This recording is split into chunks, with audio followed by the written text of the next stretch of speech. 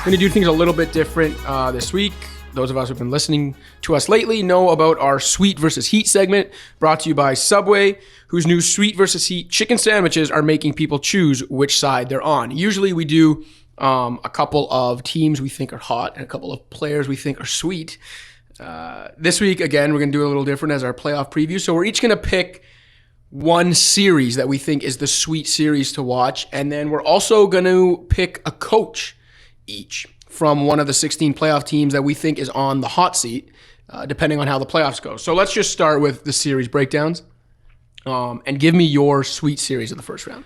The one I'm looking forward to most is Blazers Thunder. Okay.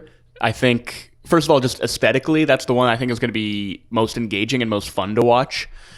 But I also think there are a lot of compelling matchup dynamics going on there. And I think it's pretty interesting also that the Blazers seemingly were trying to set up a matchup with the Jazz.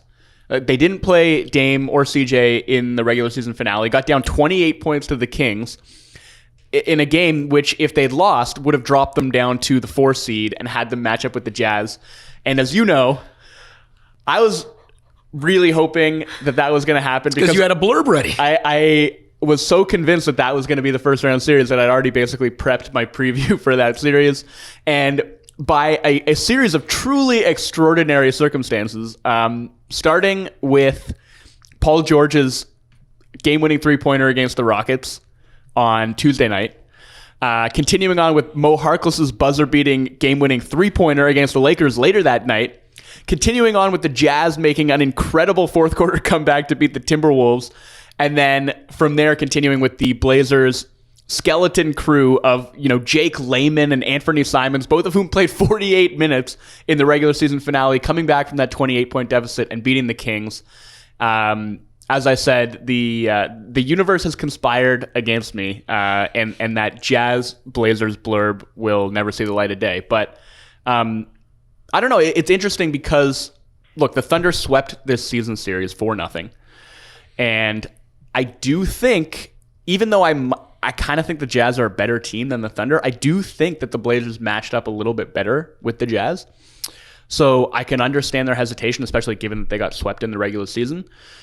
But I think that the Blazers have a shot here. I really do. So, given the way that the Thunder played down the stretch of the season, given the way the Blazers managed to kind of keep things together in spite of Nurkic's injury and obviously McCollum's injury, and I mean, we can talk about that. He hasn't looked totally right since he's come back from that knee issue, and if he's not at 100%, that is going to spell trouble. But I think the Blazers have a shot here. What do you think? I don't. Okay. So a couple things. I love the Blazers team this year. We've talked about it throughout the year. At the beginning of the year, I was the one saying they're still going to make the playoffs and flirt with 50 wins. I was really bummed, as we all were, about the Nurkic injury. I don't even necessarily buy too much into regular season series when I'm trying to look at how a playoff series will go down. But I do think when one team beats another team 4 times, and then the team that's lost 4 times loses arguably their second most important player for the playoffs, I think it does matter. And then you mentioned CJ McCollum being hobbled. We've talked about the Blazers get into trouble when their opposition has a type of perimeter defenders who can lock down Dame and CJ. Well, OKC's got a guy named Paul George that can defend on the perimeter pretty well.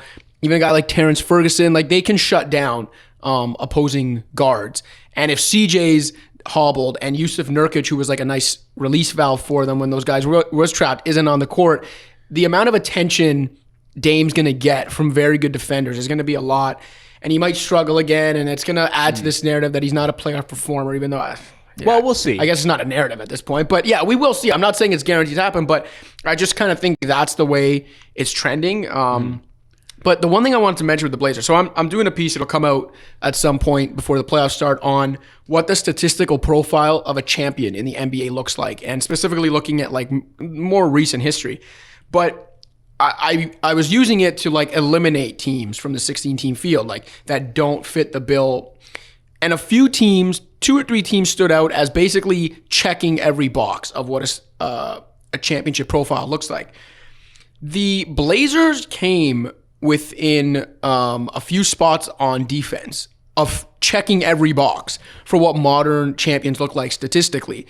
And I think you could argue with Yusuf Nurkic on the court, they are almost that defensive team. So it just kind of goes to show, I'm not saying the Blazers actually would have won a championship, but it goes to show you they were one of like 3 or 4 teams who would have checked every box had Nurkic been healthy. And I don't think people realize how good they really were. Yeah, and I will say, I think they're still pretty good. Yeah. I mean, they finished with 53 wins, and they closed out the season strong. Obviously, they had a pretty light schedule down the stretch. But I think that's a good point you make about the Thunder's defense. Like, Lillard is going to be seeing extra bodies every time he tries to turn the corner. And if you want to look at a team that is kind of capable of replicating what the Pelicans did last spring, the Thunder really are that team. I mean, you've got Paul George, Jeremy Grant, like you said, Terrence Ferguson. Like, these are guys who are long, athletic, and can really put a lot of pressure on the ball. I think the Blazers are a little bit better equipped to deal with that this season, even with Nurkic out. But I think they probably would have preferred to play against a Jazz defense that doesn't trap and that prefers to play a drop and would have been keeping Rudy Gobert close to the rim rather than bringing him out to the perimeter. One thing that I think could change that dynamic is obviously Steven Adams has been a huge part of that aggressive Thunder defense, and I just don't think that he has looked like the same guy in the second half of the season. I mean, he had a pretty bad ankle injury at one point in time, and I don't know if that's what's hobbling him. But if he's not at 100%, I mean, that Thunder defense is just not the same animal. And if he is attackable in the pick and roll, then I think, Lillard could have a lot of success. Obviously, that goes both ways because at the other end, the Blazers are going to have Enes Kanter playing big minutes in the middle.